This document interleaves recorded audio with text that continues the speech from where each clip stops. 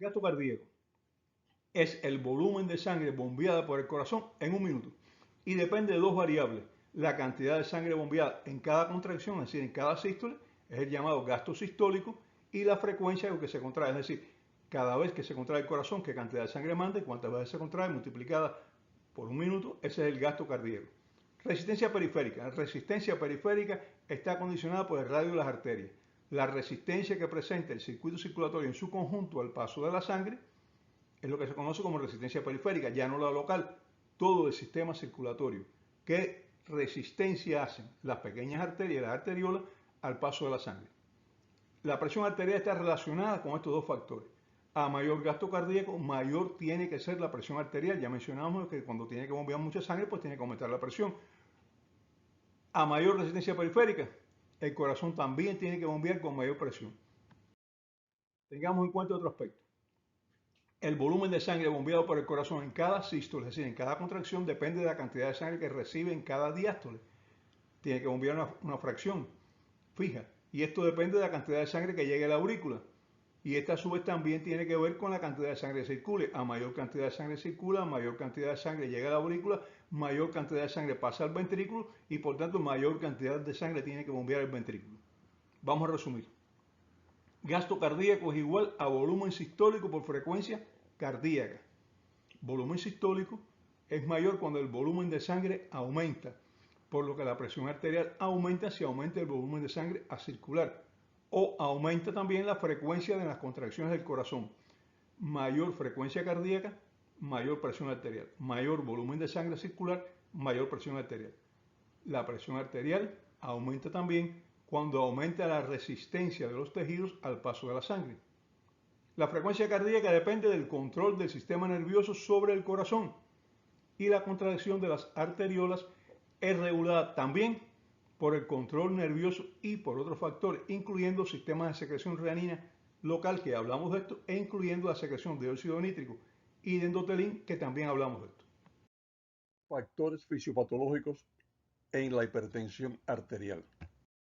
Existen dos factores de los que ya hemos venido hablando con anterioridad, porque por un lado el gasto cardíaco y por otro la resistencia periférica. Ambos pueden elevar la presión arterial.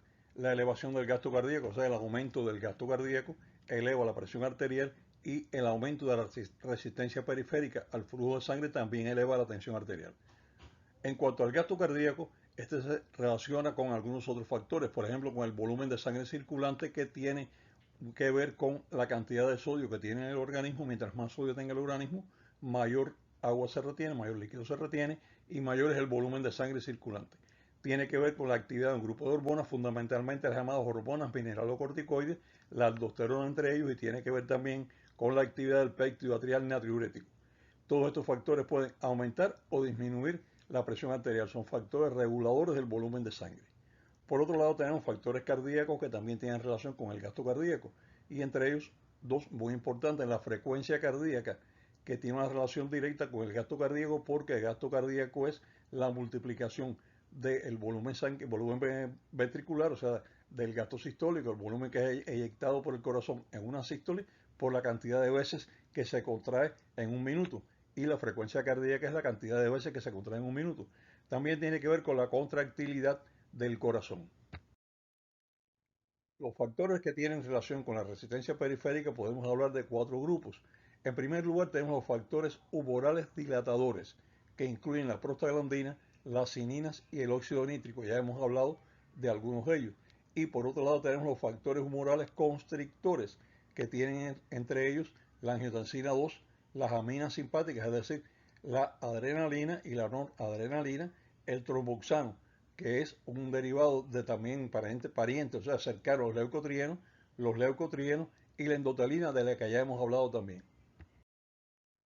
Otros factores relacionados con la resistencia periférica son factores locales, entre ellos la autorregulación local con los sistemas que habíamos mencionado, y sobre todo con la concentración local de iones, con la acidez local, que es el pH, y con la cantidad de oxígeno disponible. Cuando esta cantidad de oxígeno disponible aumenta, pues entonces puede reducirse un poco el diámetro arterial, pero cuando disminuye, pues entonces las arteriolas se dilatan. Hipoxia, o sea, disminución del flujo, disminución de la cantidad de oxígeno disponible en la circulación. Estos factores pueden aumentar o reducir la presión arterial.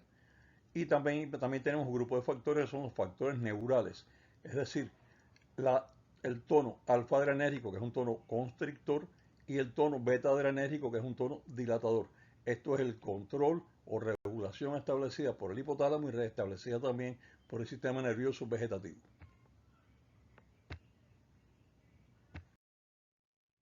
Aquí tenemos todos los factores, tanto los que tienen que ver con el gasto cardíaco como los que tienen que ver con la resistencia periférica. Están todos relacionados y aquí los tienen en una lista.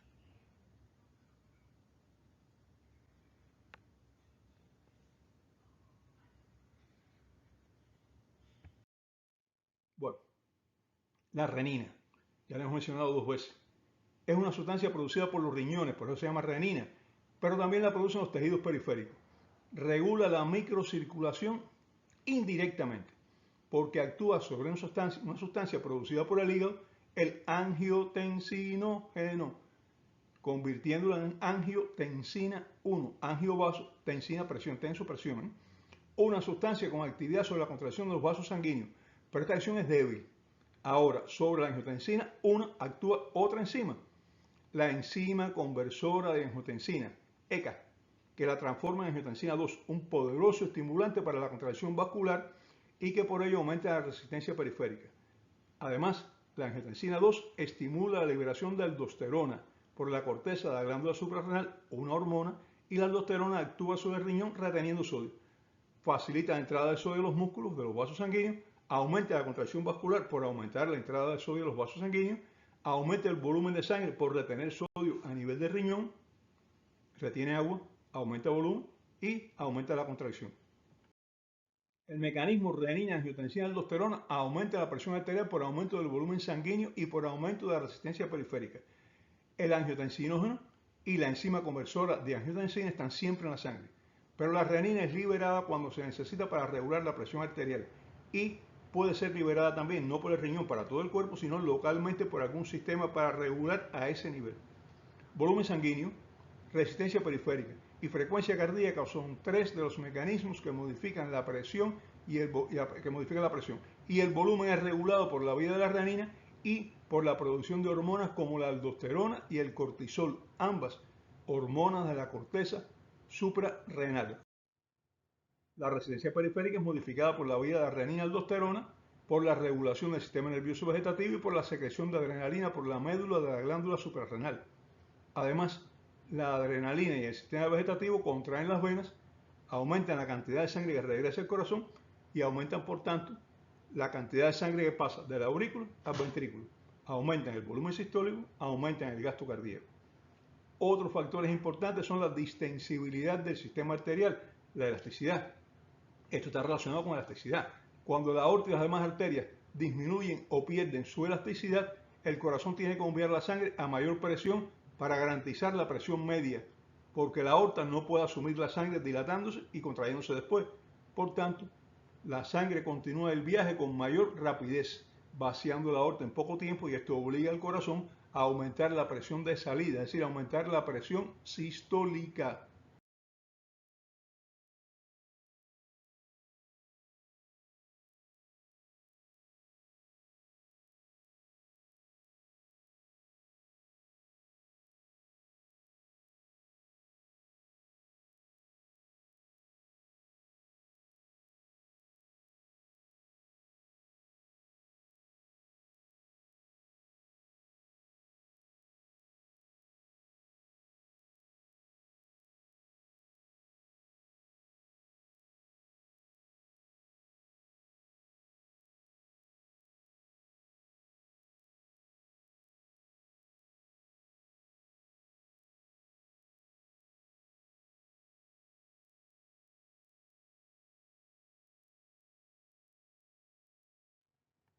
La regulación de la presión es controlada por un mecanismo a nivel del sistema nervioso central en el hipotálamo, que tiene receptores a nivel de la carótida bilateralmente. Estos receptores avisan cuando la arteria está sufriendo distensión de la pared, cuando está recibiendo mucha presión se dilata y ello se debe a que la presión arterial está aumentada y entonces le indica al hipotálamo tienes que bajar la presión arterial, tienes que reducir la presión arterial, tienes que reducir el volumen de sangre circulante y el hipotálamo se encarga de esto, de regular entonces los mecanismos que producen la hipertensión arterial. Pero cuando las carótidas están endurecidas, no se dilatan, no se distienden cuando llega la sangre, no le avisan al hipotálamo que debe activar los mecanismos reguladores y actualmente se considera que este es un mecanismo de resistencia al tratamiento en pacientes hipertensos. Los riñones regulan la presión arterial por la regulación del volumen de líquido en la sangre y por la secreción renal de renina. Miren cuántos factores estamos considerando, ¿eh?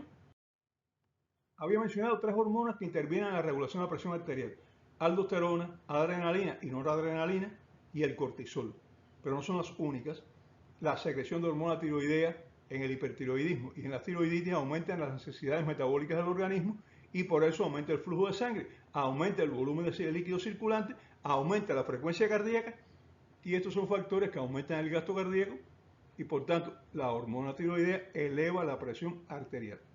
Otras hormonas también pueden contribuir a elevar la presión arterial, pero en menor medida que las que ya hemos mencionado. Mecanismos de los que hemos hablado: vía renina, angiotensina, aldosterona, mecanismos renales, hormonas, regulación por el sistema nervioso simpático y regulación por el endotelio vascular. Esos son los mecanismos que regulan la presión arterial y la hipertensión aparece cuando falla alguno o más de uno de estos mecanismos.